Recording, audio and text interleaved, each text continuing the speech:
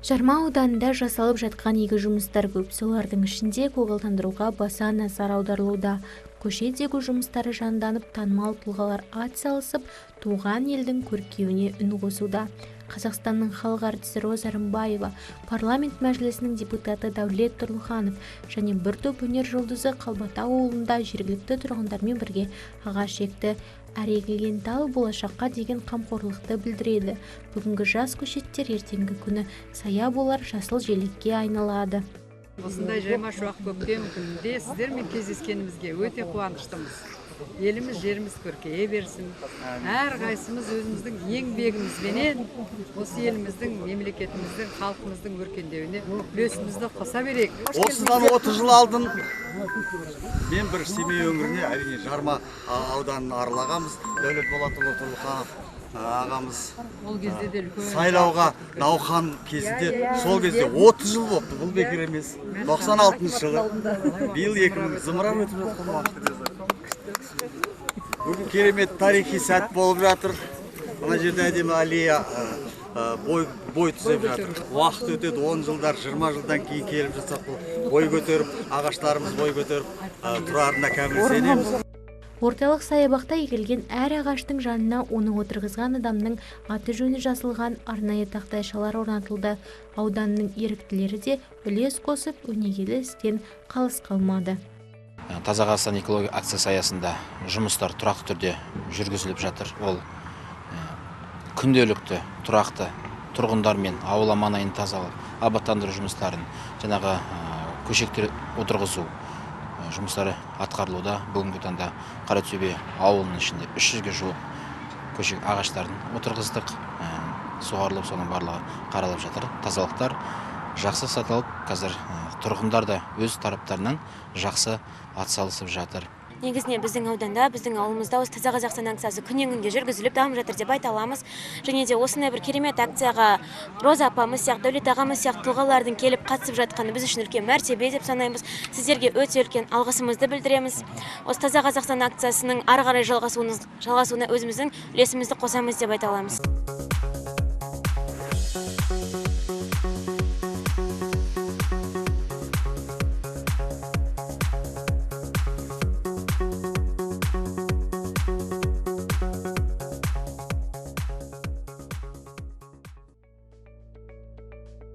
Жарма ауданында бұл күні грек-рим күресінен дәстүрлі 7-ші республикалық турнирде өтті. Спорттық додаға қатысушылар Олимпиада ойындарының жүлдегері, әлем чемпионатының жеңімпазы, спорт шебері, Қазақстанның еңбек сіңірген жаттықтырушысы, грек-рим еркін және әйелдер күресі федерациясының президенті, Жарма ауданының құрметті азаматы Дәулет Тұрлыхановтың жүлдесі үшін бақ сынасты. Сайысқа еліміздің әр өңірінен және Ресей, Тәжікстан, Қырғызстан сынды мемлекеттерден де жас палуандар қатысты. Дүбірлі дода 2 күнге созылды. Турнирдің басты мақсаты жас спортшылардың шеберлігін шыңдап, әлемдік аренада өнер көрсетуге машықтау. Жарысқа қатысқан 250-ге жуық жас палуан түрлі салмақ дәрежелері бойынша өзара мықтыны анықтады. Ал күрес қазақтың қанына сіңген қасиетті өнер, бабадан қалған жалғасын тапқан мынау бекзат дәстүрі және қазақтың үлкен біздің өнеріміз. Бос кілемге шыққан әрбір жас палуан ел бетінің айбынын, ұлттың өтін жарқын көрінісі. Осындай дүбірлі дода жас спортшыларды шыңдалып, үлкен арманға қанат қағады. Елден ел намысын әлемдік ареналарда қорғайтын чемпиондарды дәл осындай жарыстар тұсауын кесіп, ары қарай олар үлкен биіктен көрінеді деген сенімдеміз. Нағыз жеңіс қарсыластарына емес, өзіңді жеңілмеу. Сондықтан бүгінгі сынға түсіп тұрған мына жас спортшыларға әрбір жарыста қайсарлық, сабыр, әділ бәсеке тілеймін. Жасөспірімдер арасында жарыстың көптігі жоқ. Неге десеңіздер, бұл балалар енді күресті енді бастаған кезде бұларды енді көбірек күрестіру керек. Сонда тезірек тәжірибе жинап, олардан енді мықты палуан енді қалыптаса бастайды. Біз де жас өспірім кезімізде осы балалар секілді кілем үстінде өнер көрсеттік. Және де бірден жетістіктер келе қойған жоқ. Жеңілісте болды, жыладық та, өкінішті кездерде болды, отқан кездерде қуанышты бәрі болып отырды. Кезектесіп енді барлығынан үлкен жастағы ересектер арасындағы күлес креміне жете бермейді. Енді бірақ тәжірибе өте көп береді мына палуандарымызға. Бұл жарыстың көпшілігі жоқ. Бір жылына 7-8 осындай жарыстар палуандар үшін керек, жас өспірім палуандар. Сонда олар тезірек қалыптасып, тезірек жоғары деңгейде көрсетеді. Салтанатты шара барысында салауатты өмір салтын насихаттап, жастардың спортқа деген қызығушылығын арттырған мамандарға арнайы алғыс хаттар табысталып, иығына шапан жабылды.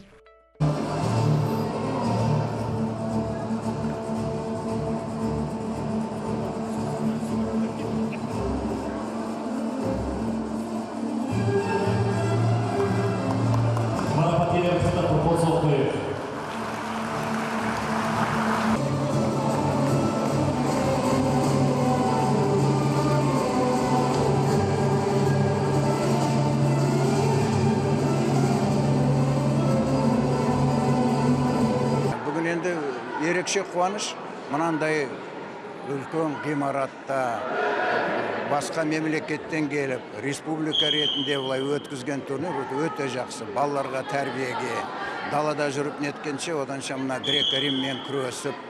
Енді Дәулет бауырымыз енді ерекше азамат қой, біздің мақтанышымыз, қазақ палуаны, сол кісінің жетістігі, сол кісінің спорттағы жетістігі, өмірдегі жетістігі, политик ретінде жетістігі осындағы жас палуандарға бәрімізге жұғысты болсын.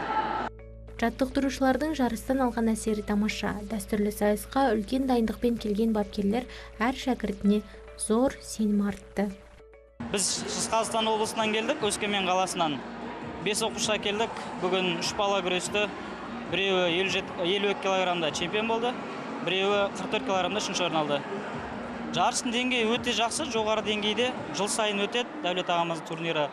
Осы жарысқа жыл сайын план қойып дайындаламыз десек те болады, осы жарыстан чемпион шығару үшін. Өте жақсы жарыс, бұған жан жақтан келеді балалар. Оқушыларымыз күрестіріп, осы жерде шыңдап алуға бізге өте жақсы мүмкіндік. Қызығушылығы жақсы, қазір Олимпиада чемпион, әлем чемпиондары шығып жатыр. Осы еркін күрестен және грек-рим күресінен соған байланысты және жастар, балалар да көп келіп жатыр осы күреске қазір. Турнир жас балуандардың өзара тәжірибе алмасуына және елдер арасындағы достық қарым-қатынасты нығайтуға мүмкіндік берді. Боз кілемдегі тартысты белдесулер нәтижесінде 38 келі салмақ дәрежесінде Үржар ауданы Ақжар ауылынан келген спортшы қатарластарынан басым түсіп, бірінші орынды иеленді. Жеңімпаздар арнайы кубоктар және қаржылай сыйлықтармен марапатталды. Мен күреске 6 жасынан бері қатысып келатырмын. Менің тренерім Беков Бекқазы ағай, оған рахмет айтам. Мен сол ағайымыздың арқасында осылай жүлдегелі болып, облыстарда ұтып,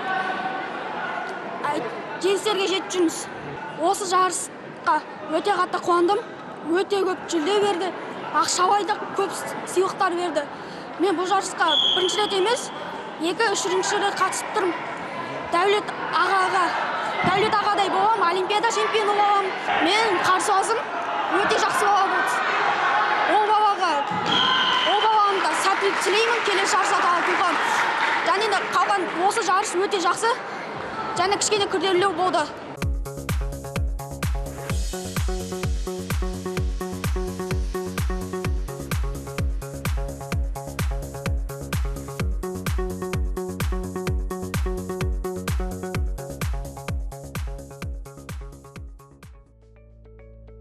Спорттық шараның соңы туған жерге тағзым атты мерекелік гала концертке ұласты. Кеш барысында эстрада жұлдыздары өнер көрсетіп, көрерменге көтеріңкі көңіл күй сыйлады.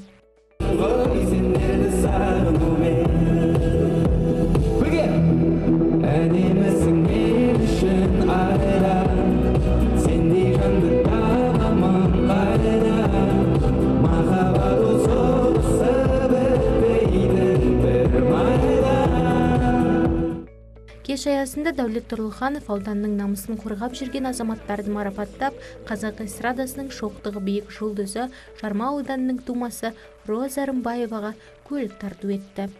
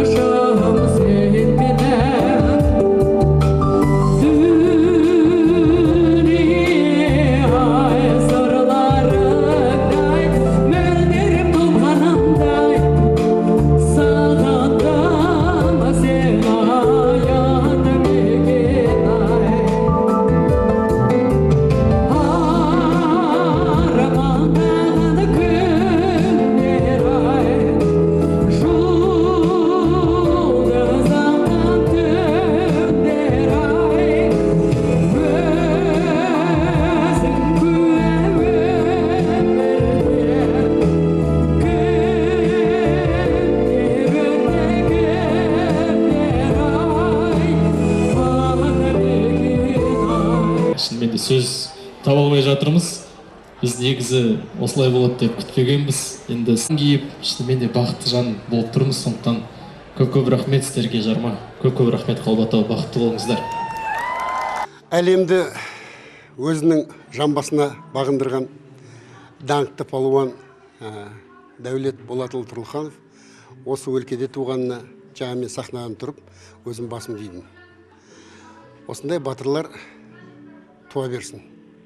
Сонау бабаларымыздан қалған сара жолды әрі қарай өзінің дара жолын тауып, жалғастырып, жасөспірімдер үшін жасалып отқан бұл турнир болашаққа деген аманат. Жарма сияқты аудандарымыз бар, басқа қаншама аудандарда балдар бар, жас балдар.